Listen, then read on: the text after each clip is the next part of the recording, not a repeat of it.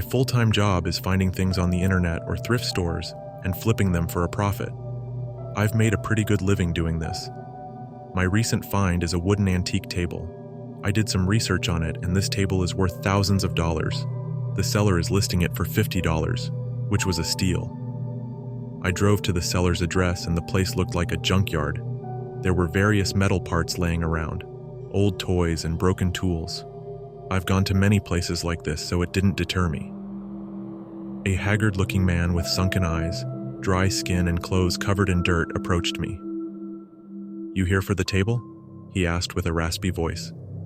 "Yes, sir, I am," I replied. "Okay, follow me." He led me through the maze of dirt and junk. Crushed cars and other appliances were stacked high on top of each other, blocking out the sunlight from above. We walked through the back of the yard, and I saw some other items that I could potentially sell also. "Do you mind if I have a look around afterwards, to see if there's anything else I can buy off of you?" I tried not to sound too excited. "Sure, just don't go looking around the shack back there," he said. Then, we walked right up to the antique table. It was weathered and worn, but there was beauty to it. It was going to make me a lot of money. I was grateful when the man helped me haul the table back to my truck. Once that was taken care of, I made my way back into the junkyard. There were a lot of cool knickknacks like vintage figurines, mid-century lamps, and old radios. I had a handful of stuff and was about to bring it back to the truck when out of nowhere I heard growling. I stopped walking and looked around. There were no animals in sight. I heard the growling again, followed by a loud bang. It was coming from a tiny shack at the end of the property. Maybe there was an animal herd in there. I put the items I carried onto the ground and entered the broken-down shack. It was dark, and there was an awful stench. I let my eyes adjust to the darkness and saw a crouched figure in the corner. Its back was turned to me, but I could see it had long, tangled hair and had a dirty yellow dress. It was a little girl. "Hi, are you okay?" I asked her. The girl slowly turned her head towards me, and I screamed. The little girl's face was twisted and contorted. Her skin had strange discolorations and deformities. Her left eye was higher than the right one, and her teeth protruded out of her mouth. She stood up and started growling. My blood ran cold. As I walked backwards in terror, I ran into something hard. I turned around and saw a tall young man, who also had deformities on his face. He grabbed my arm and dragged me out of the shack. I winced in pain from his grip. The man was unbelievably strong. He threw me on the dusty ground and grabbed a rusted pipe from a pile of trash. No, please. I was just looking for things to buy," I shouted at him. The man lifted the pipe over his head, and I put my arms up to shield from the damage that would follow. I thought I was going to die, but then I heard someone yell, "Stop!" I looked behind me and saw the seller running over to us. "Put that pipe down, boy," he said to the man. He followed the seller's orders, but he didn't take his deformed eyes off me. The seller whistled, forcing me to look at him. "Get up off the ground now." I obeyed the seller and ran behind him. "You better get out of here, my children don't take kindly to strangers," he said without looking at me. His son grunted in agreement. The little girl came out of the shack and stood by her brother, still growling like an animal. I didn't bother picking up the rest of the items I found. I just raced back to my car and left. This was a good reminder to be careful about where I go to get items online. But I will forever remember the distorted faces from that junkyard.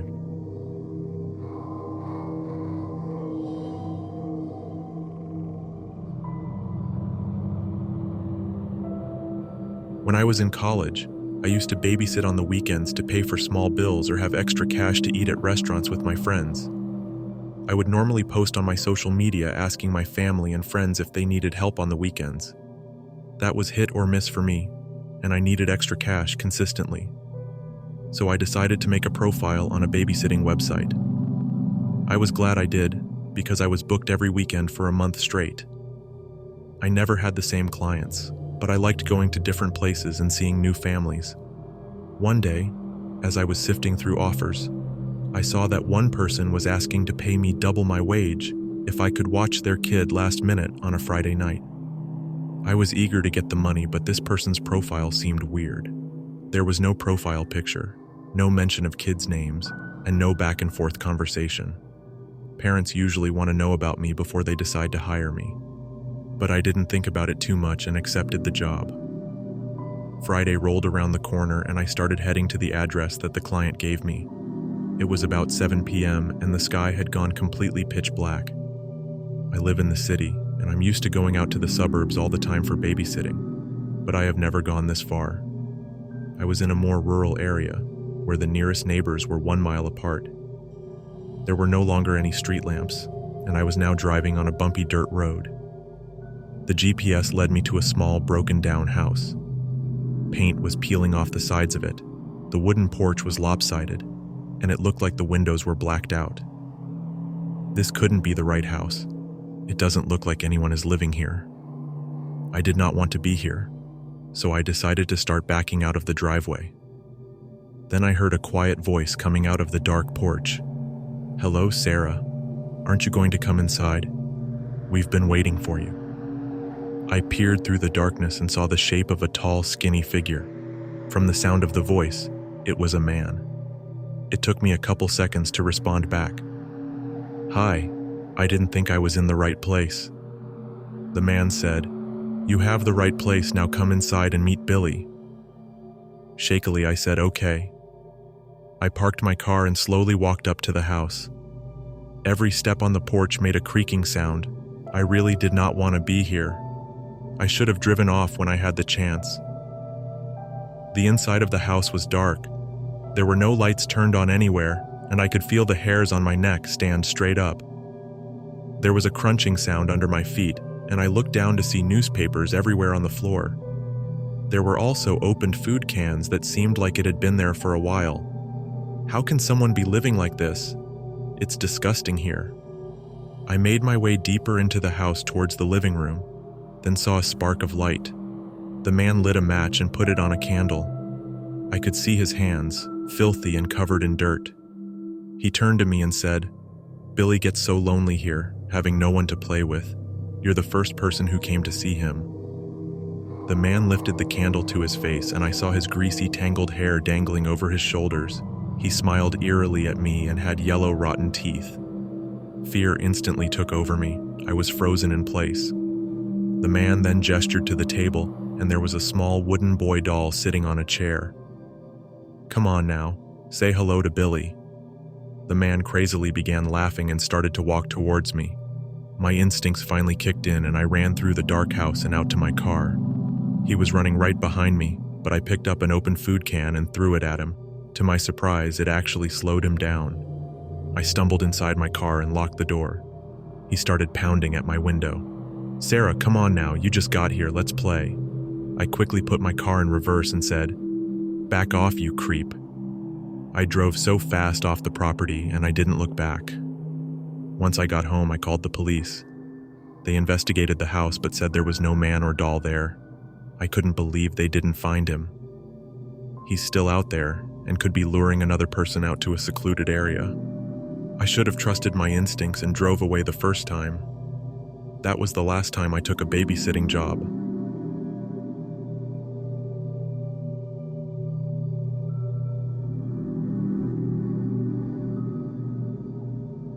I have always viewed myself as a little different from the rest of the world. I didn't connect with people a lot, and kids in high school used to stay away from me because they thought I was weird.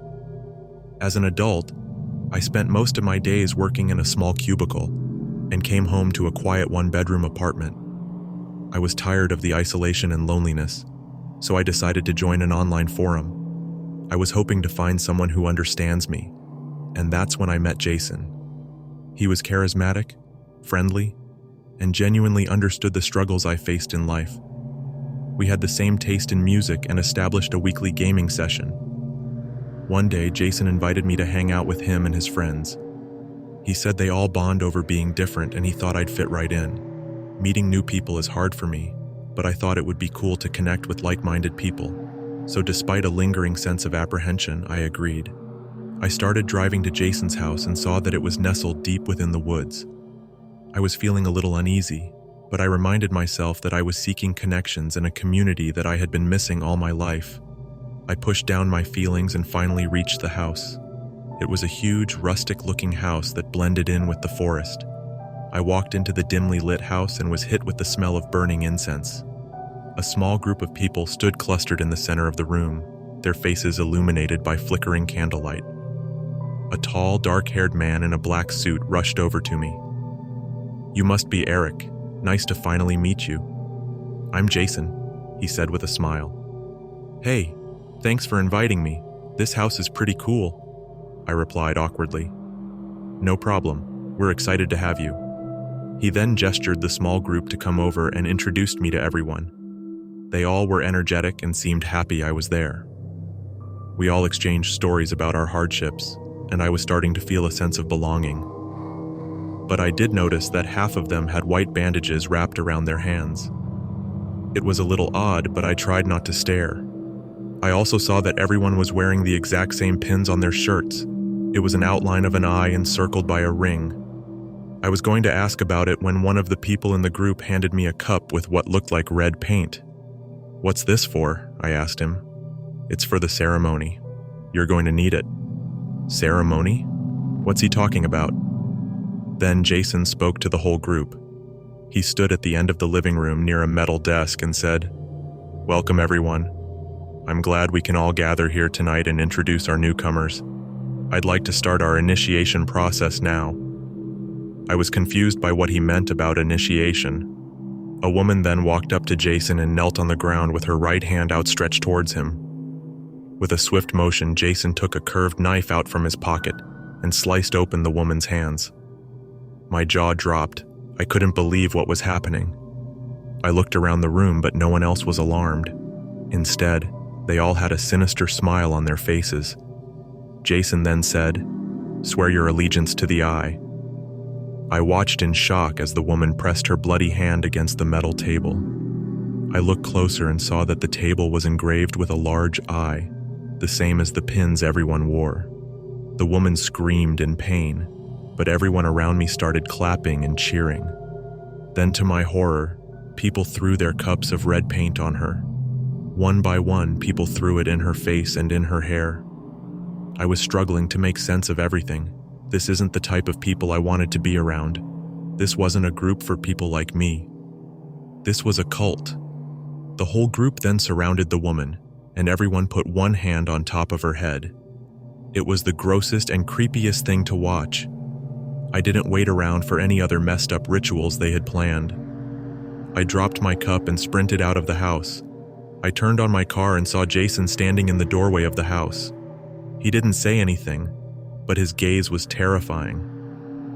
I drove out of the woods trying to process what happened. As soon as I got home, I blocked Jason on my phone and left the online forum. I was better off being alone than getting sucked into a cult.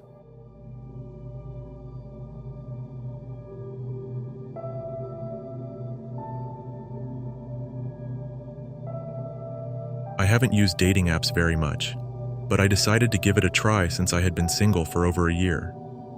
The first person I matched with seemed really sweet. I was immediately intrigued with Daniel's profile. He was handsome, loved outdoor activities, and the conversations flowed easy over the phone. After a few days of texting, he suggested meeting up. He said he wanted to have a picnic in the park. The weird thing about it was that he wanted to have it at nighttime.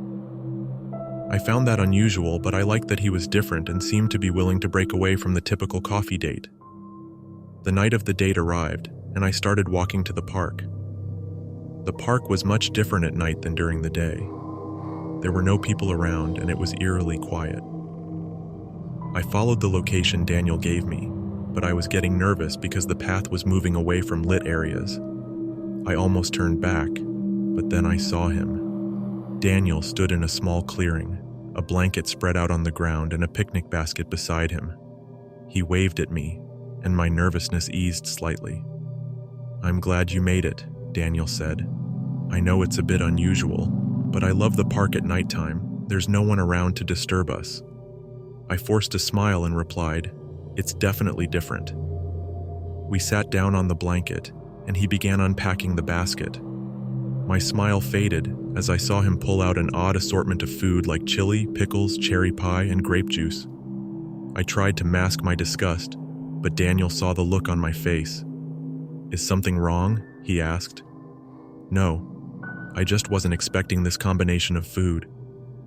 Daniel's face darkened for a moment, almost twisted looking.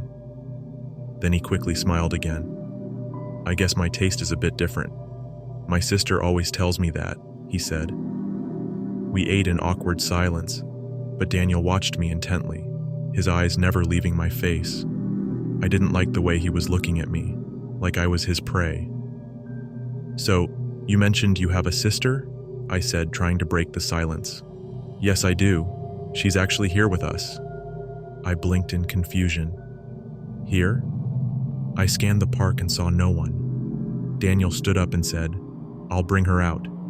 Before I could say anything, he walked away into the darkness surrounding the clearing. I sat there bewildered. Minutes passed and I got up to leave. Before I started walking back, my date reappeared, but something was different.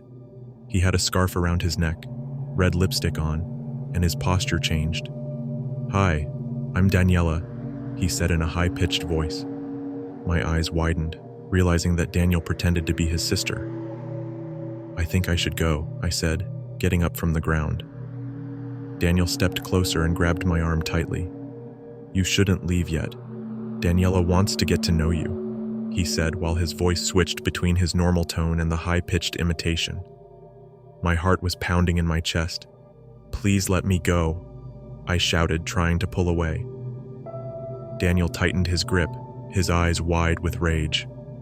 "I won't let you leave," he said menacingly.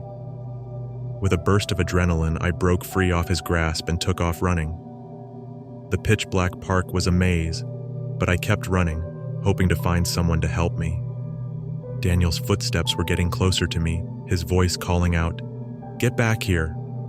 I stumbled over some tree roots and fell to the ground. Right as he was about to catch up, I heard loud laughter in front of me. There was a group of people walking through the park. "Help me!" I screamed at them. The group stopped and turned towards me. One man immediately rushed over to me and asked, "What's wrong?" "There's a man, he's chasing me," I said while pointing behind me. The man looked behind me but said there was no one there. I turned around and saw that Daniel had vanished. He must have hid when I screamed for help. I should feel relieved, but now I don't know where he is. The group of people walked me back to my apartment, offering to call the police for me. But I declined. I just wanted the night to end. I made sure to unmatch with Daniel and report him on the dating app I was using. Thankfully, I never heard from him again, but I never went back to that park.